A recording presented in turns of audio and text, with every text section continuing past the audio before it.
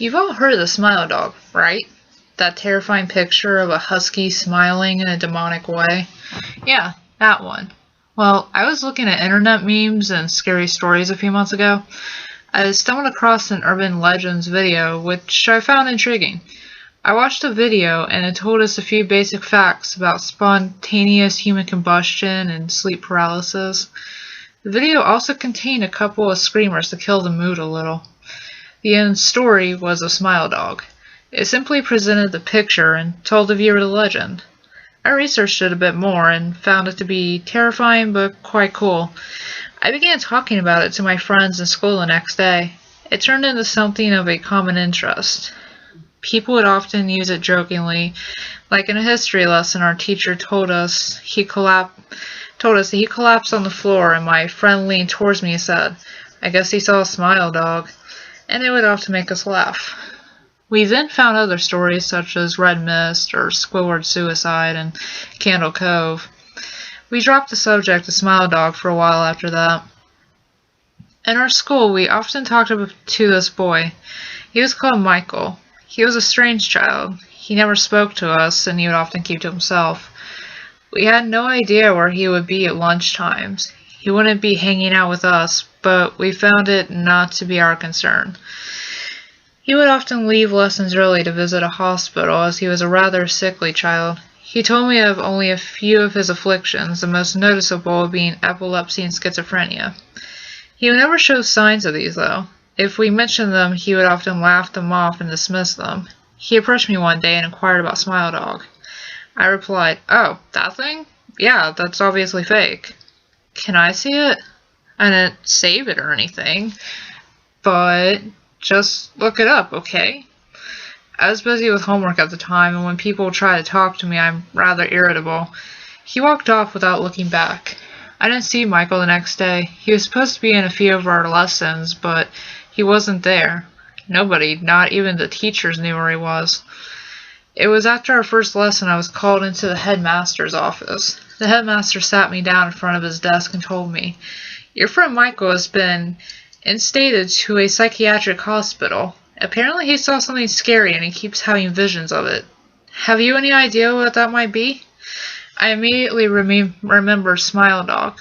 "Yes, sir." The headmaster immediately brought up his computer and I was faced with the Google search engine. I changed the search to images and typed in Smile Dog. I showed the headmaster the full unedited image of Smile Dog. He said, "Oh my," and told me that Michael wanted to see me. He immediately arranged transport for me to a psychiatric hospital. I entered the colossal building with the headmaster where he was stopped by a doctor and said, "Michael only wants his friend, I'm afraid." The headmaster gave me a bewildered look and I said, "That's fine, see you in a few minutes." I strolled down the large, intimidating corridor and reached room 204. The room had a padded floor and wall and a light.